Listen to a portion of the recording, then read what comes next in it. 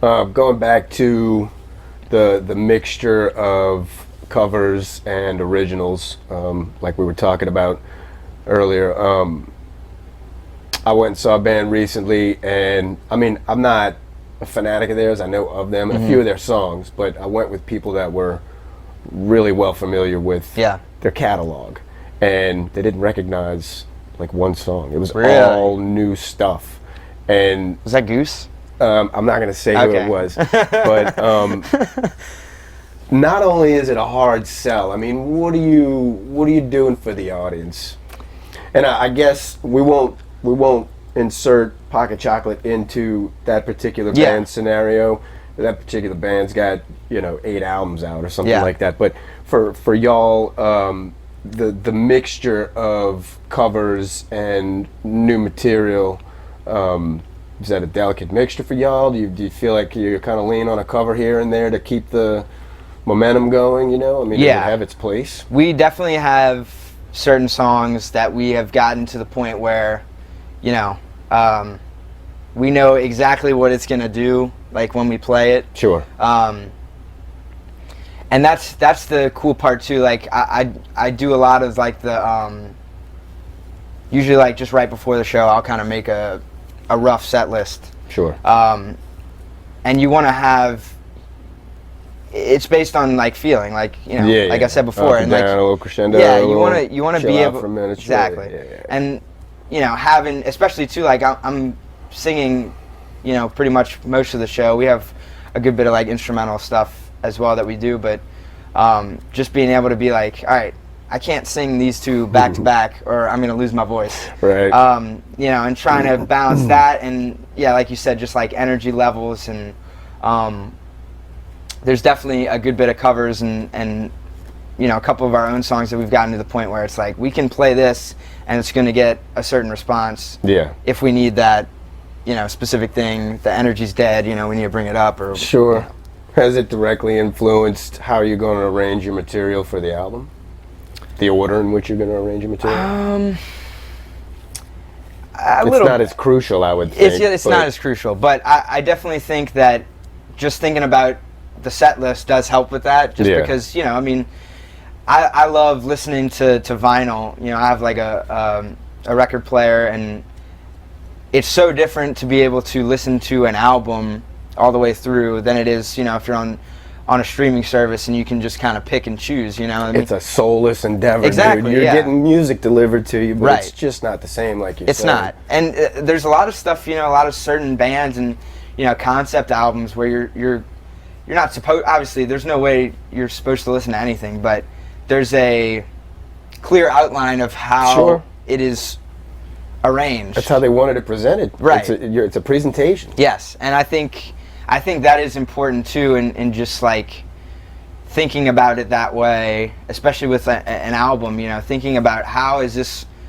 laid out, similar to like a song. You don't want to just beat people over the head every Yeah.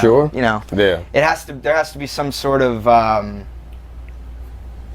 path and high and low, and I think that's important, definitely, on in a set list and for an album. But I mean, the set list, having to sharpen your skills on the set list and from trial and error, and seeing those reactions, I'm sure it's had a direct influence on how you structure and order your set list for your album, is what I'm saying. Do you know what I'm saying? Yeah, because basically with the album, part of that goal is to make, if we want people to be able to sit down and listen to the whole album, like people don't do as much anymore. Right. We want it to be as close as it is to going what to see works our on entire stage. performers. Yeah, okay. So people want to see us and see our whole show. Seeing our whole album should capture that same sort of feel where it's almost like we've tried this over 100 plus times. Sure. And tested this on numerous different crowds to where we see what works, we see what doesn't, and then kind of just base our alignment off of that. Yeah. As close to just what is Pocket Chocolate, Right. I got you. Can you cite a time where it just went to shit?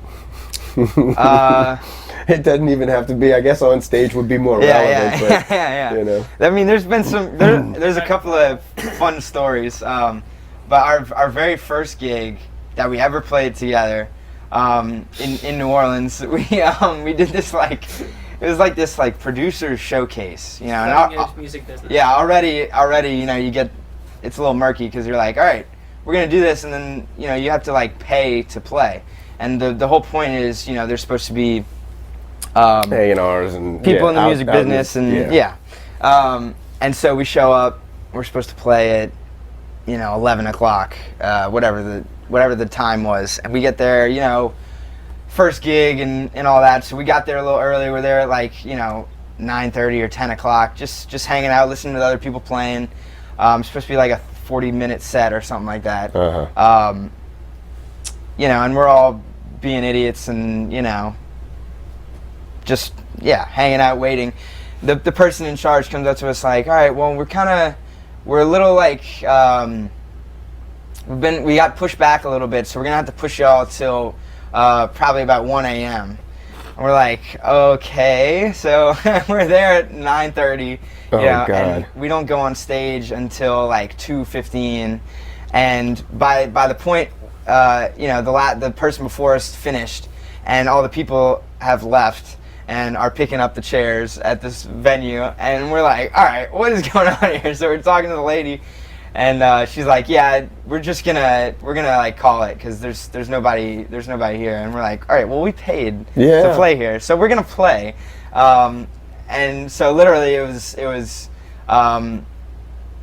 one of the band members' girlfriend, the bartender and the owner of the venue, who didn't have anything to do with the thing. They were just hosting it. Right.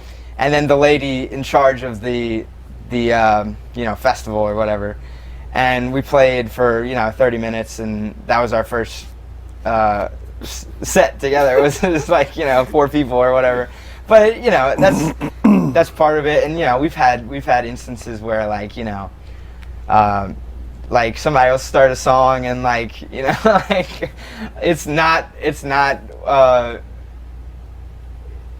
maybe they're playing the wrong key or whatever. You can't hear the other person. You can't playing, hear. The venue doesn't have a sound guy. But there was one time we played at Midnight Revival, and it had been raining that day. We didn't know there was going to be a parade also around the venue. So for the same exact time that we were meant to be there setting up. So that part, we could have probably figured that out. But they were just doing some renovations. They had some tarps up and whatnot, and it had been raining. Restate. So halfway through our set, all of a sudden the drummer notices a little tiny stream of water coming down, and then within 10 seconds, then the heavens opened up. The heavens opened. There's a cascade of water flying down, man. and it's just not stopping. Yeah, it's there are gallons on gallons and gallons caught of up in the tarp, jumping over their equipment on the corner of the stage, and it was the house equipment. All of our stuff was luckily out of the way, but. Man, that was. Was that it for the show? Pivotal point of the show. No, we kept playing. Yeah, we kept going. But that's just part of it too. Just playing a lot, But that's experience, and What's going to be the follow-up to this album that comes out? Because you're already performing the material. Now you're going to put out the album. Are you going to possibly book a tour, or what's your idea? Yeah, we've been kind of in the process of communicating with some people that have some connections, throughout the Gulf South mainly right now, and there's a couple of venues that we play at right now that are one in particular that's opening a new venue in Florida, and in Alabama, in Gulf Shores, and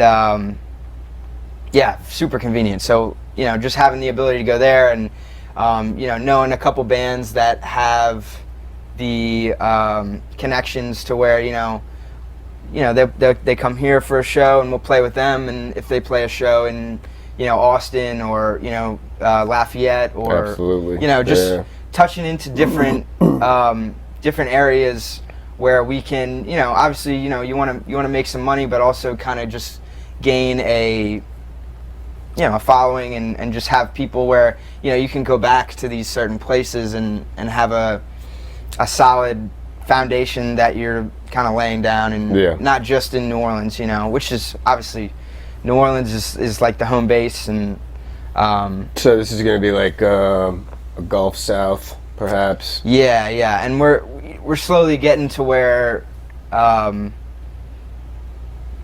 we have the ability to do that, just with having your own music out, as opposed to not having your own music out, like sending it to venues and just being like, hey, this is what we sound like. We'd love to play here. We were, this guy from this band told us, this is a great venue, and we're trying to, just having different people kind of on your side helps, and that's just part of knowing people and meeting people through the industry, and Gotcha. How much was left over after you decided what tracks were going on this, or have you done that yet? Yeah, we did 4 originals and 2 covers, I think. 5 originals. Did we do 5? Guess. Yeah. You're right. I don't know if I got time. Yeah, so it'll be one. We'll pick one cover, just because that is part of that's it. It's an homage as much as it is as a sort of like a bread and butter. Like, we know this works, I guess. Yeah. You're speaking on the EP? The EP. Okay. The EP. That's what I thought. What I was asking was, with this upcoming album, I gotcha, yeah. Were there tracks left over that might make it into a future release, or was what was left over discarded, basically? No, there'll definitely be stuff that we will work up a little bit more, and I'm definitely not in the camp of throwing stuff away. Right. But there also has to be, like I was saying before, it has to be what's it called? It has to be natural.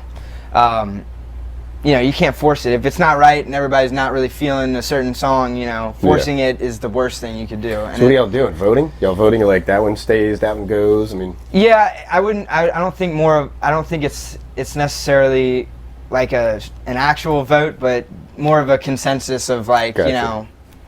I'd rather not do this one right now and maybe work on it, or maybe add a new part to it, or it's not ready yet. Yeah. Gotcha. And we definitely have stuff that even like you're saying now, that might not make it on the album, but obviously we plan on doing more releases and more stuff like that. And how many tracks the upcoming album? I would maybe 12. That's probably because we'll have 5 on the EP. Yeah. And I think at this point too, we've worked up enough songs that aren't on the EP to where it'll be 12, maybe 14. We're still kind of figuring that out. Yeah, because like I was saying before, you don't want to put something on there just to put something on there. Right. It has to be something that we all like and something that's ready. Yeah. So yeah. Cool. Yeah. As far as where the people can find you, we won't say show dates because time-sensitive stuff doesn't make it out in time. But you have online sources that people can come to check you out. Yeah. Instagram, Facebook, Pocket Chocolate Music, and then we have Venmo. And then what is the actual website domain name? The domain name can be found in our link tree on there you go. Our Facebook, our Instagram, on the YouTube page. It pretty much has everything that you would need. Correct. Your link tree accessible on your Facebook? Yeah, it's in our bio on every Okay. page, on every social media page. Bio. Okay. Yeah. All right. Yeah. And on our website, you'll be able to find all of our dates. In the profile of our Instagram, you'll be able to find all of our dates upcoming, and even in some of the most recent posts. All You'll right. be able to find a collective shot of all. Yep. Good deal. I'll throw that in the article. Since you got a link tree, I guess I'll just go ahead and snag that real quick. Make it easy for me. Yeah. All right, man. Pocket chocolate. Yep. I appreciate you, brother. Yeah, man. Thank you. Thank you, man. brother. Yeah, of course. Hell yeah.